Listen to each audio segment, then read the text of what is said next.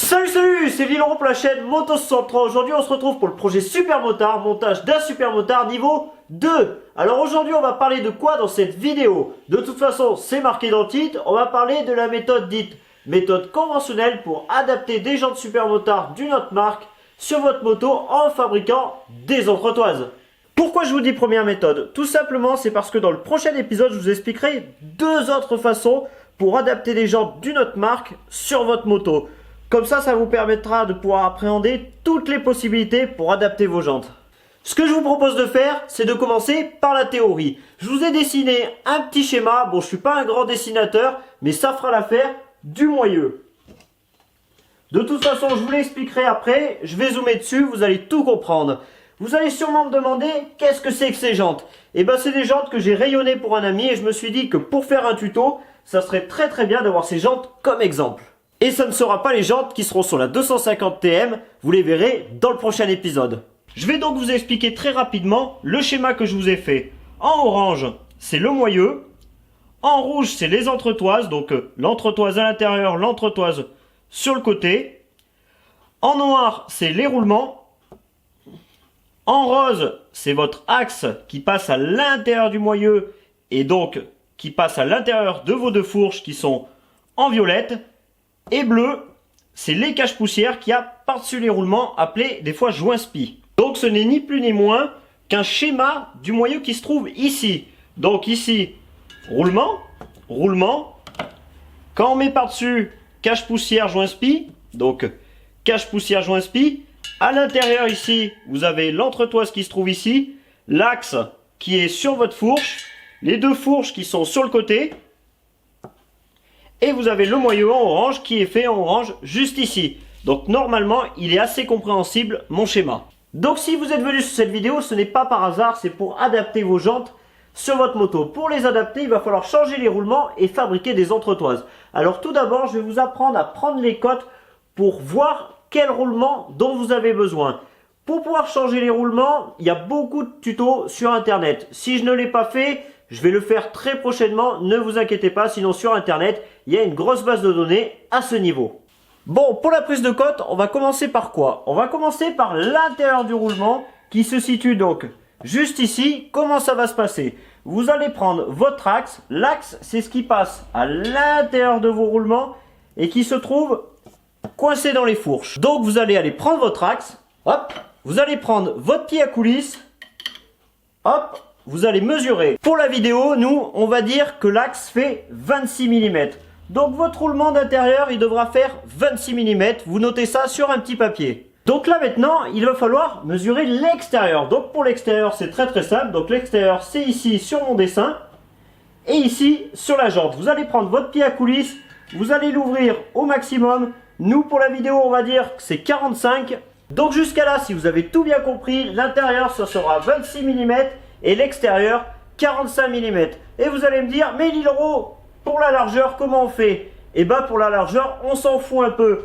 Du moment que quand on met le joint spi, il ne déborde pas trop de la jante, c'est-à-dire que si votre roulement là, il est un petit peu plus large, le joint spi, ça va le faire déborder un petit peu. C'est pas très grave du moment qu'il se fixe correctement. Et si le roulement venait à être plus fin, ce n'est pas très grave non plus. Du moment que le joint spi passe, c'est l'essentiel. Donc vous l'aurez compris, le mieux est de prendre la largeur d'origine. Donc si jamais vous devez chercher votre roulement, il y en a beaucoup sur internet sur mesure, sur des sites, donc 123roulement.com, etc. Enfin il y a beaucoup de sites qui font des roulements sur mesure. Vous chercherez 26 mm d'intérieur, extérieur 45 mm et la largeur, la même taille que celle d'origine. On va dire que c'était 10 mm. Là on va imaginer que vous venez de recevoir vos roulements, donc il va falloir les mettre et il va falloir aussi fabriquer l'entretoise qui se trouve entre les roulements. Donc vous allez prendre un seul roulement, vous allez le mettre d'un côté, vous avez un petit rebord là qui retient le roulement, donc je l'ai fait significativement vraiment énorme pour que vous puissiez le voir, mais sur les jantes c'est vraiment tout petit. Donc là, il y en a un qui va retenir votre roulement, et ce que vous allez faire, c'est que vous allez aller acheter du tube, donc du tube acier ou du tube alu, vous trouverez ça dans votre magasin de bricolage. Et vous allez le couper de façon que ça arrive jusqu'au petit rebord de l'autre côté où vous n'avez pas mis le roulement. Et ça va donc vous donner quelque chose qui va ressembler à ça. Donc vous allez avoir le roulement d'un côté, le roulement de l'autre et une entretoise au milieu. Donc cette entretoise, il faut la découper pile poil, c'est-à-dire pile poil au rebord. Parce que une fois que les deux roulements sont mis dans le moyeu, il ne faut pas que cette entretoise elle se balade. Et vous allez me dire, mais cette entretoise, faut la prendre combien de millimètres, etc. Donc l'intérieur, faut prendre de 26 mm. Pourquoi faut la prendre de 26 mm? Tout simplement parce que faut que ça recouvre votre axe et que ça vienne taper sur le bord des roulements. Mais que ça ne vienne pas bailler entre les roulements, etc. Donc d'intérieur, il faut que ça fasse 26 mm, d'extérieur, on s'en fout, peu importe. De toute façon, si vous vous êtes trompé sur cette étape, vous vous en apercevrez très vite.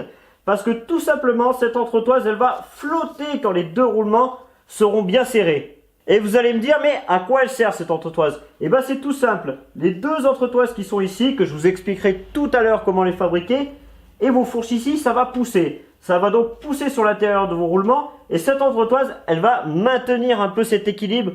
Parce que donc, si les entretoises ici venaient à pousser excessivement, ce qui serait pas normal quand même, mais si c'était le cas, l'entretoise du milieu viendrait un peu équilibrer tout ça, et si elle n'était pas là, eh ben les roulements, ils éclateraient tout simplement. Donc ce que j'ai fait, c'est que j'ai zoomé à la caméra pour que vous puissiez voir plus précisément, juste après le roulement, juste ici, vous avez donc l'entretoise, et si je tourne la jante, c'est exactement pareil, donc cette entretoise est serrée entre les deux roulements. Bon, maintenant que je vous ai expliqué comment on faisait pour fabriquer l'entretoise intérieure, je vais vous expliquer l'entretoise extérieure, c'est-à-dire celle qui se trouve entre les roulements et le bras de fourche. Allez, on passe sur la moto pour vous montrer où est-ce que ça se trouve. Alors tout d'abord, ce qu'il va falloir faire, que ce soit la roue avant ou la roue arrière, vous allez mettre votre disque de frein. On imagine que dessus, il n'y a pas le pneu, que vous avez juste la jante. Ce que vous allez faire, c'est que vous allez serrer le frein. Comme ça, une fois que le frein est fixé, une fois que le disque est fixé et que l'étrier serre le disque, ça va vous centrer la roue et vous dire où est-ce que la roue doit se placer sans les entretoises. Ne vous inquiétez pas, je vais zoomer d'encore plus près, mais là j'essaye de vous réexpliquer sur mon schéma de façon claire, nette et précise pour être sûr que vous compreniez bien. Donc c'est très simple, l'entretoise pour la calculer, donc là ça c'est le joint spi qui se trouve ici. À l'intérieur vous avez la portée du roulement, donc vous allez prendre à partir de la portée du roulement jusqu'à votre bâton de fourche, donc votre bâton de fourche, la distance qu'il y a entre les deux. Et vous allez couper un bout de tube de façon à faire une entretoise qui va du bout du roulement jusqu'au bout de votre fourche. Donc là, ça donne du bout du roulement jusqu'au bout de votre fourche. Pour l'arrière, vous aurez quelques particularités. Déjà, à la place des fourches, vous aurez un bras oscillant. Et là, vous allez avoir du côté droit le frein, c'est-à-dire la patte de déport du frein. Il faudra calculer avec la patte de déport du frein qui sert aussi d'entretoise. C'est-à-dire que vous irez du bord de la patte de déport du frein jusqu'au roulement. Donc ça veut dire, je le répète, du bord de la patte de déport du frein jusqu'au bout du roulement. Et vous fabriquerez une entretoise. Et de l'autre côté, c'est encore plus simple. Vous aurez votre bras oscillant, il faudra juste une entretoise qui va du bras oscillant jusqu'au bord du roulement. Bon, j'espère que cette première méthode, vous l'aurez compris. J'ai une deuxième petite méthode à vous expliquer tout de suite. Elle est d'ailleurs même plus facile que la première. Donc si vous voulez vous servir plutôt de la deuxième que de la première, il n'y a pas de souci. Cette deuxième, elle est plutôt pour les gens qui ont du mal à trouver des roulements sur mesure. Et oui, ça peut arriver qu'on ne trouve pas la taille dont on a besoin sur mesure. Donc il y a une solution à tout ça. Donc on va imaginer que vous avez un roulement de 26 ici.